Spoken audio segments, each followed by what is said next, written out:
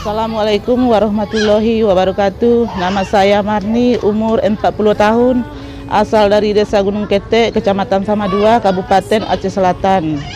Dan saya memiliki 4 orang anak, yang 2 sudah tamat sekolah, yang 1 SD, yang paling kecil masih balita.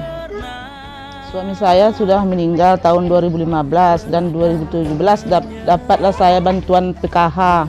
Dan saya sekarang merawat 3 anak yatim. Alhamdulillah dari tahun 2017 saya mendapatkan bantuan PKH dan saya sudah memenuhi kebutuhan anak saya sekolah dari SMA, SMP, SD, balita. Jadi dan saya sisihkan sisanya untuk membuka kios-kios kecil-kecilan untuk menghidupi penghidupan anak saya yang ke depan nantinya. Terima kasih kepada Bapak Bakri yang setia mendampingi kami selalu dalam kegiatan PKH. Dan terima kasih kepada Menteri Sosial yang telah memberi bantuan kepada kami. Jumlah bantuannya mohon diperbanyak ya Pak. Bantuannya mohon diperbanyak ya Pak. Terima kasih. Assalamualaikum warahmatullahi wabarakatuh.